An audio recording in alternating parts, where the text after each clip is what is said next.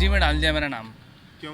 बोला आप यहाँ नहीं रहते हो, आप ये कहाँ आपकी रहते हो? डेथ हो गई है। मैं वहीं रहता हूँ, जहाँ रहता हूँ सालों से। त्रुटियां देखने को मिल रही है। सुबह से मशीन भी एक दो स्थानों पर जैसे 20-21 में कम चल रही थी, तो ये लगातार इस 7 नंबर और 27 में शिकायत आ रही सुबह से।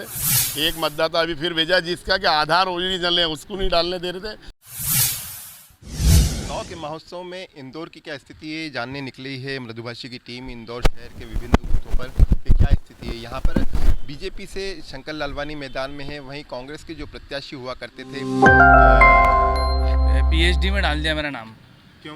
बोला आप यहाँ नहीं रहते हो, आप ये कहाँ आपकी रहते हो? डेथ हो गई है। मैं वहीं रहता हूँ, जहाँ रहता हूँ सालों से। त्रुटियां देखने को मिल रही है। सुबह से मशीन भी एक दो स्थानों पर जैसे 20-21 में कम चल रही थी, तो ये लगातार इस 7 नंबर और 27 में शिकायत आ रही सुबह से।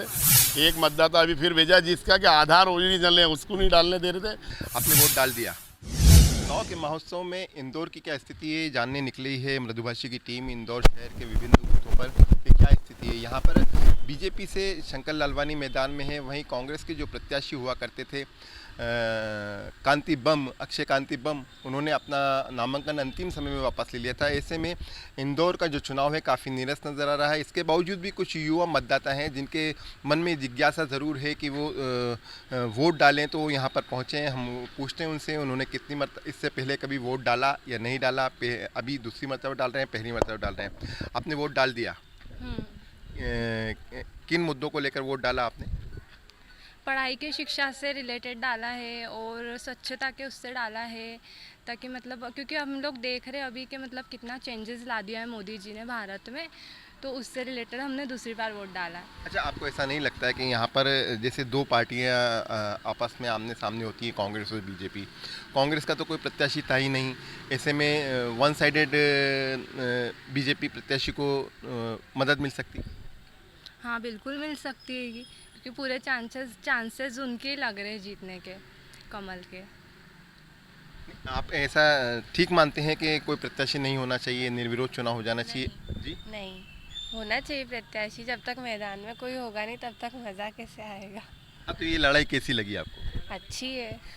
तो आपके एक तरफ के मज़ा नहीं आया, कोई व्यक्ति नहीं है सामने लड़ने के लिए? नहीं, शंकर लालवानी जी बहुत अच्छे सांसद हैं। वो अभी पिछले भी वही थे, और अभी अगर वो बनेंगे तो हम उससे खुश होंगे, क्योंकि उन्होंने हमारे लिए बहुत कुछ किया। देख रहे थे हम, पिछले कई सालों से देख रहे हैं यहाँ पर बीजेपी लगातार जीत रही है। यहाँ के जितने सांसद आए हैं, सुमित्रा महाजन से लेकर शंकर लालवानी जी, उन्होंने जो काम किया उससे इंदौर की जनता खुश थी।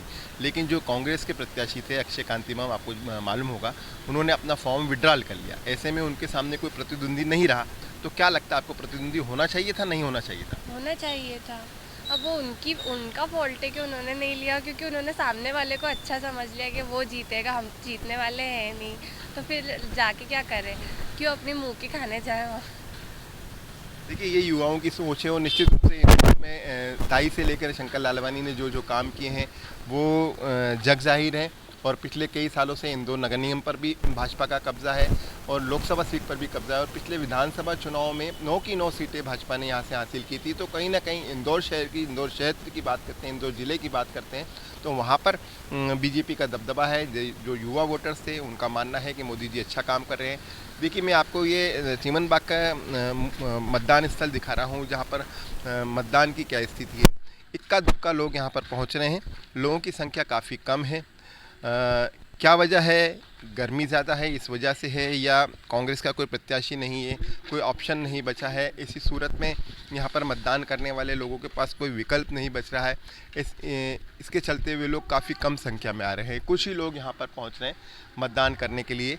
ये किसके पक्ष में करेंगे? हालांकि इंदौर का चुनाव पहले दिन से स्पष्ट हो गया था कि यहाँ से भाजपा के प्रत्याशी शंकर लालवानी की जीत सुनिश्चित हो गई है। और भी हम दूसरे बूथ पर जाएंगे, वहाँ के भी हालात देखेंगे और आपको अवगत कराएंगे। चलते हैं किसी और बूथ पर। देखिए किस तरह की यहाँ पर स्थिति बन रही है। विधानसभा 2 का एक मतदान स्थल है, यहाँ पर कई सारे मतदाता पहुँचे हैं। वैसे तो देखने में आ रहा था कि कम मतदान हो रहा है, लेकिन विधानसभा 2 की जहाँ तक बात करते हैं तो यहाँ पर मतदाताओं की संख्या लगातार बढ़ रही है। ये यहाँ पर जो पार्षद हैं इस क्षेत्र के, नंदू पहाड़िया, वो अधिकारियों के समक्ष चर्चा करना चाह रहे हैं, क्योंकि इनके पास वो लोग आ रहे हैं जिनके, ये देखिए हम सुनाते हैं आपको। बता किसने भगा तेरे को? ये आधार भी लेके जा रहा है, इसका पर्ची लेके जा रहा है। अरे तो आ गया मैडम, गलत है तो क्या करोगे? इसका दोस्त है, इसका आधार में सही है। मैंने भेज दिया था पर इनका ना फोटो तो फिर वहाँ से शायद रिजेक्ट ये कोई विषय लेके बैठोगे, मतदान प्रतिशत बढ़ाओगे, इससे आप लोगों को परेशान करोगे। 730 अरे मेरा भी एचडी में डाल दिया, मैं जबरदस्ती वोट डाल के आ देखो ये क्या तरीका? क्यों तेरा क्यों डाल दिया? एचडी में डाल दिया, बोला तुम यहाँ रहते ही नहीं हो 730 तो मैं अभी जबरदस्ती करके यार डाल हम दिया कितने लोगों को रोक रहे हैं? 50 लोगों को कम से कम रोक लिया। पीठासीन अधिकारी को बुलाओ, आप तो कहाँ हो? वो पीला फॉर्म भर के डाल के आया मैं वोट। अगर ऐसे मैडम हम छोटा किसी को भी बोलेंगे और भगा देंगे तो काम ही हो गया अपना। मतदान ही करने आ रहा आदमी और दुखी होके जा रहा है। आप देखो उसकी समस्या क्या, उसका समाधान करो। इसकी क्या गलती है बताइए? इसके आधार में इसका फोटो क्यों नहीं डालने दे रहे हैं आप? वोटर कार्ड है ना, तो वोटर कार्ड है, ये आपकी त्रुटि है। मैं बात कर रहा हूँ मुझे अंदर से, ये तो वोटर कार्ड है ना, बना हुआ। 1 मिनट 2 मिनट क्या दिक्कत है? ये देखो, ये आधार और इसमें क्या फर्क है दोनों में? फोटो खींच लो, फोटो ये पर्ची दे रहा आदमी, उसके बाद क्या फर्क है? क्यों नहीं डालेगा वोट?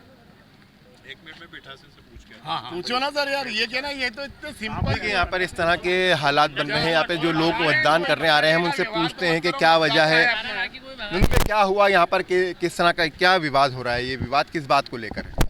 देखिए ये विवाद लगातार हम सुबह से देख रहे हैं। हमारे कलेक्टर साहब के निर्वाचन अधिकारी जी के स्पष्ट आदेश है कि कोई भी आपके पास जो प्रमाण है, जो भी आइडेंटिटी प्रूफ अपने किए कि अलाउ किया, अगर उसकी ओरिजिनल कापी नहीं, फोटो कापी भी है तो वो है तो उसी की आधार नंबर लिखा उस पर।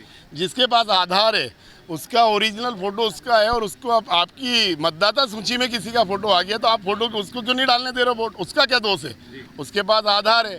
तो ऐसे तमाम 40 से 50 एक बूथ पे ये स्थिति हो रही है। तो मतदान का प्रतिशत हम बढ़ाने की बात कर रहे हैं। एक तरह से हम सुबह से प्रयास कर रहे हैं, लोगों को निकाल रहे हैं।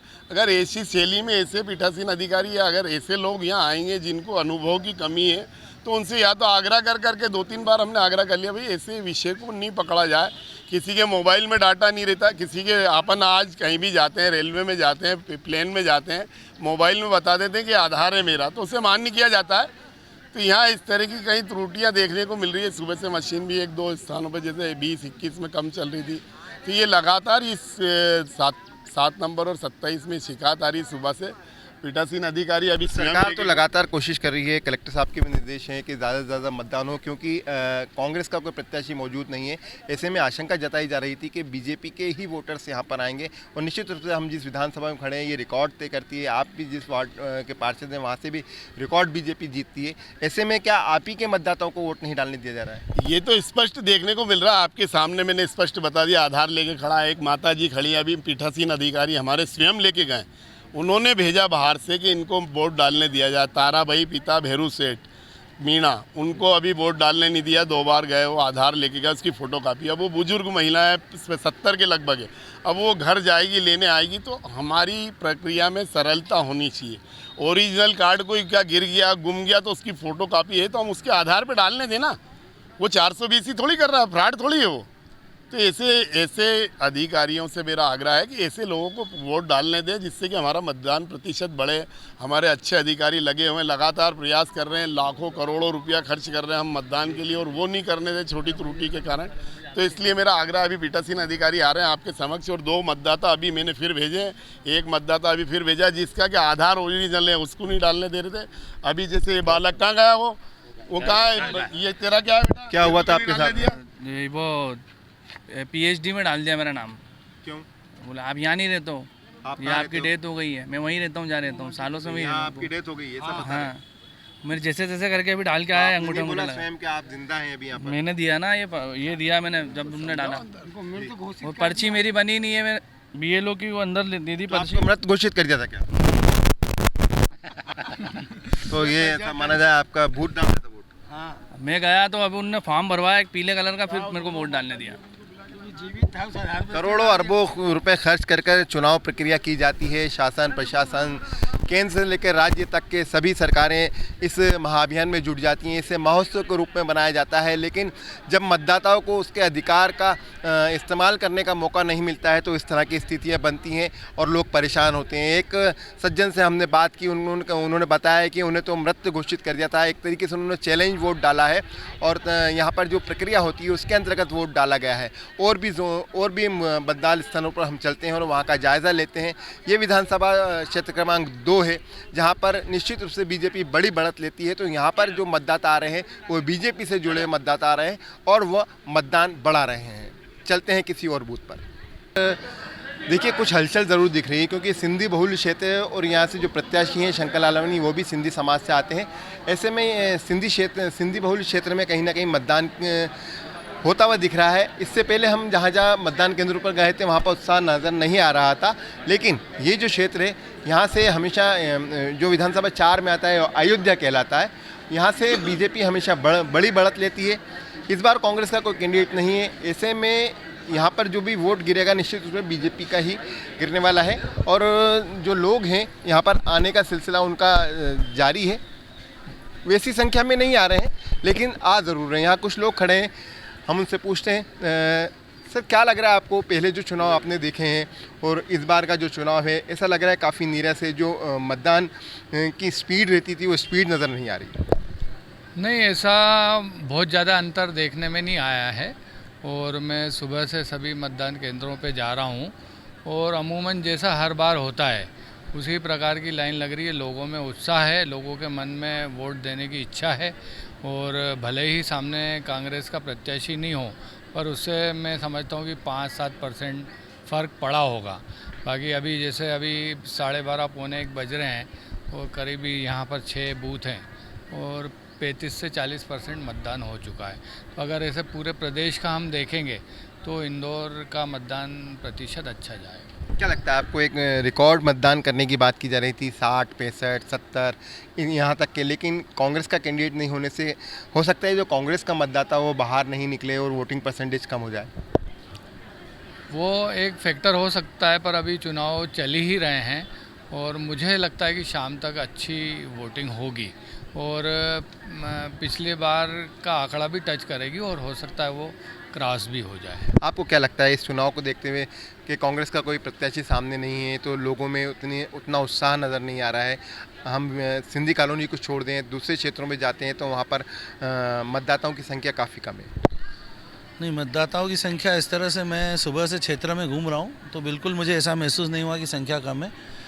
ये ज़रूर है कि सुबह स्पीड बहुत अच्छी थी, अभी धूप की वजह से थोड़ा स्लो है, लेकिन हमेशा इस तरह से देखा है कि 4 बजे बाद फिर स्पीड वापस तेज़ी से बढ़ती है और प्रतिशत पिछली बार से भी ऊपर जाएगा मतदान का। यहाँ उम्मीद की जा सकती है कि यहाँ पे प्रतिशत ज़्यादा जाएगा। कितना जाएगा ये वक्त बताएगा।